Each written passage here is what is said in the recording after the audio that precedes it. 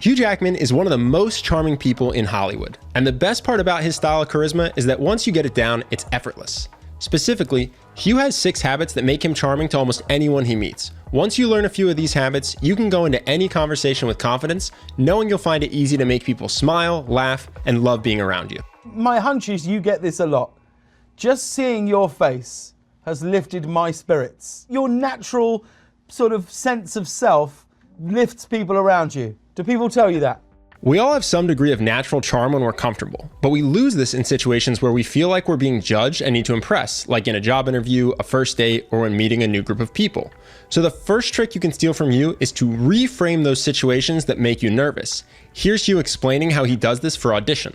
I used to always go into an audition as though it was a rehearsal. As if they said, look, I think you should sit down in the chair, I'd say, I think the character would stand. And so it wasn't just, you've got all the power and I'm trying to please you, but rather we're trying to work together. So for instance, if you find yourself entering a date or an interview feeling pressure to perform or impress, make sure you find time to ask questions designed to see if you like them too. This will reframe the situation in your mind and give you more confidence. Another thing that helps you tremendously is that he's doing something he loves. In a way, when I'm on stage, it's probably the most calm I feel.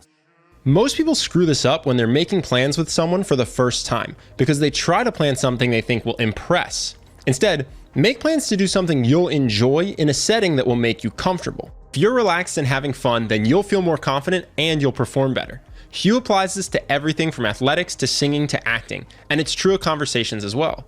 He calls it the 85% rule. Here's him describing it on the Tim Ferriss Show.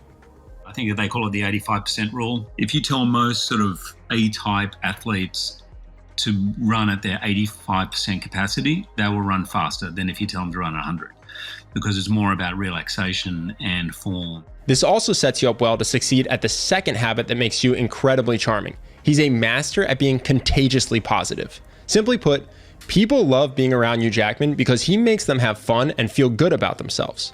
And you can be confident that people will love being around you if you can do the same. This starts with a mindset. Your first goal in social situations should be to have fun yourself.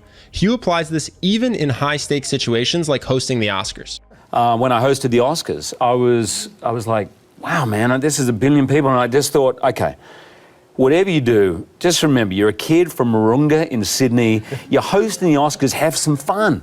And you can see this in action when Hugh is performing at the Oscars. Notice the audience reaction when he can't help himself from laughing. Fell behind. My Batmobile took longer than I thought to design. The reader. I know I need to see the reader. Hugh has the classic signs of happy confidence, a big smile and a big laugh. But what makes his positivity so contagious is how encouraging he is with other people when they start to join in. Watch how he engages with what this interviewer is saying. My dad loved you, but he never got your name right. What was it? Stu Jackson. For Much better name. Yeah. He asks her a question, laughs, and compliments the punchline. This is less than 30 seconds into the conversation. Imagine if you were her, how this would set a tone for a great interaction. Here's another example from the same conversation where they try to sing together. Note that Hugh is a Tony Award-winning singer, and she self-admittedly cannot sing. Wallpaper peeling in the corner. Sunset Boulevard. Boulevard. That's it. Very good. She easily could have felt self-conscious, but his high five and encouraging words make her feel good for joining in. If you smile big, laugh loudly, and encourage other people when they become playful, they will love being around you. Now that said, the goal is not to be fake. It's to get in touch with your natural playfulness and positivity. Hugh's next habit actually helps tremendously with this, and it makes you feel more confident and look more confident to the people around you. This may seem counterintuitive, but it's to give yourself permission to admit to emotions beyond happiness. Most people think admitting to certain emotions shows some sort of weakness, but Hugh is confident sharing emotions many men wouldn't be. Saw it in Berlin next to him and I was just weeping. And I was nervous, man. I was really nervous. All my head is saying, you're going to screw this up. This is yours to lose, right? The reason this is charming is because everyone has these feelings. So when you share them, people connect with that experience. And they respect you because you're sharing something they'd be scared to share. This also helps your confidence because you train yourself to realize there's no emotion you have to hide or pretend you don't feel. And it makes the conversation more effortless because you don't have to worry about pretending to be someone you're not.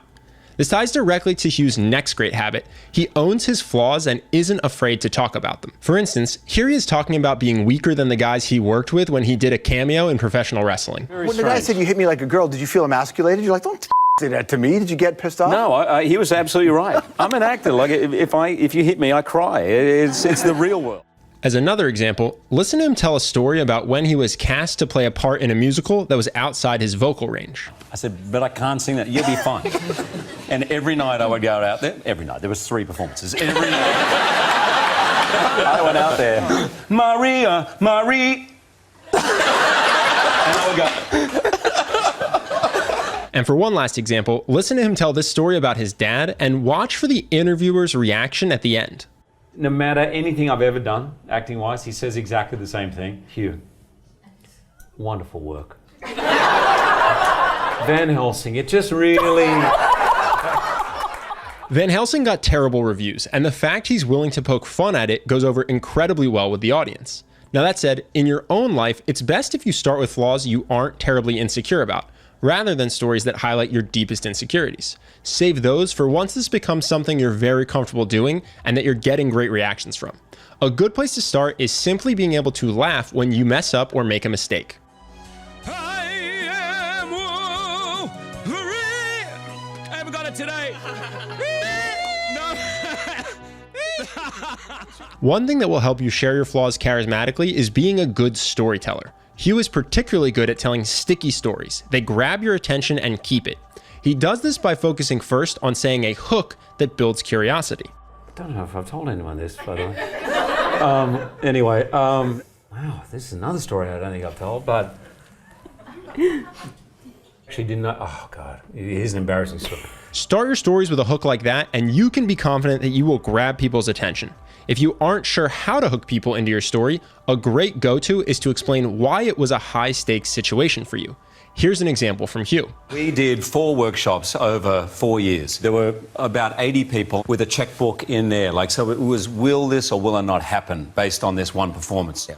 Watch how as he continues to tell the story, he reinforces that this was a high-stakes situation. I had 80 stitches in my nose, and I plastered up and said, great, I'm back to rehearsal. I've got to sing tomorrow. And he goes, the doctor's like, no, you can't sing tomorrow. Because the stitches may come apart.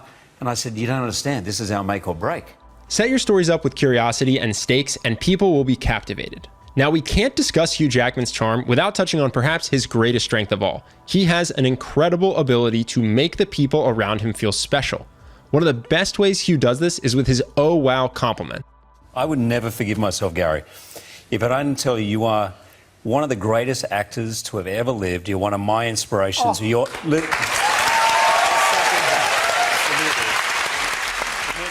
A genuine compliment that feels special is one of the fastest ways to make someone like you. But compliments can go wrong in 2 ways: if it seems like you're just saying it to be polite, or like you're sucking up. In this next clip, notice how Hugh's compliment could have come across as just being nice, but then watch what he does to make it feel genuine. There I was, sitting next to one of my heroes, and I'm not just saying that to be nice. I was at drama school watching the John Barton How to Play Shakespeare tapes with Patrick playing Shylock, and I thought one day I want to work with him, and there I was. Hugh adds context to the compliment, which makes it obvious he's being real. Here's another great one. You can tell that initially this compliment doesn't mean much to Emily. Listen, don't undersell what you did. Look, Julie Andrews is unbelievable in every single way. You are unbelievable in every single way. No, I mean it.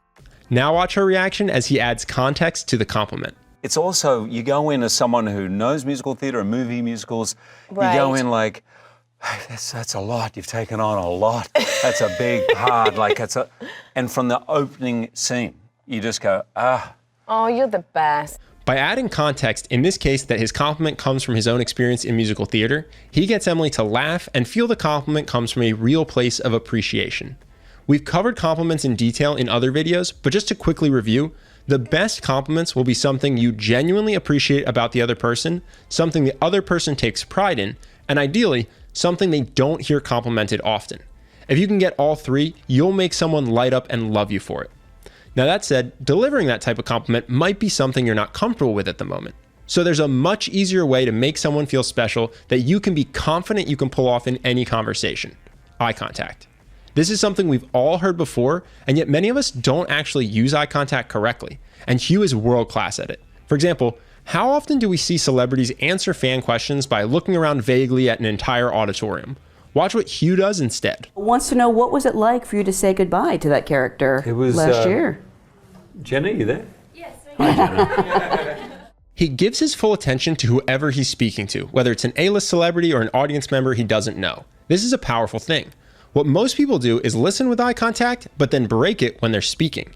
In our Tom Holland video, we talk about how to spread eye contact around while telling a story to keep an entire group captivated. But what you can learn from Hugh is how powerful it can be to lock in on someone after they've asked you a question. Having the full focus of someone you like feels amazing. And once you start doing the other habits in this video, you may find people even start to ask you questions just to try to earn your undivided attention. Now, hopefully this video has given you the tools to enter any conversation with confidence, knowing how to make anyone have fun and feel good. If social confidence is an area you really want to improve, I recommend checking out our course, Charisma University. It's a step-by-step online program guaranteed to make you more confident and charismatic in just 30 days. Over 5,000 people have joined the program, and here's what just a few of them have had to say about it. First, before CU, I sucked at having conversations and I had low confidence around people. But I am way more confident now having gone through the daily action guides, and I can see a big difference in the intention and respect that I get. It makes life so much more fun. I don't think it's an overstatement to say charisma is literally a gateway to getting anything you want in life, so thank you for making Charisma University. Another member wrote, after completing only just a few CU modules, my biggest breakthrough has been gaining more confidence. If you knew me a year ago, you'd see a socially awkward guy, but that same guy had hidden confidence and charisma that has now been unleashed. If you're reading this or listening right now, think about who you want to be in a year. This course will teach you how to be that person. And this last one comes from a guy who says CU helped his dating life. He says, firstly, loving the course. I have cherry-picked a few things, for example, the filter lesson in the conversation module. This one lesson completely changed my life. I've liked a girl for a year now, but never thought much of it because I thought she was too pretty. Took your lessons, gave things a shot, and now we're dating. Charisma University also comes with a 60-day money-back guarantee, which is 100% for any reason whatsoever. And it's 60 days, even though the course is only 30 days, just so there's no risk on your part. Either you become more confident and charismatic, or you get every penny back. So if this interests you and you want to unlock your confidence and charisma, I highly recommend you click on the link that's on screen now or in the description below to find out more about Charisma University. Either way, I hope that you've enjoyed this video, and I hope to see you in the next one.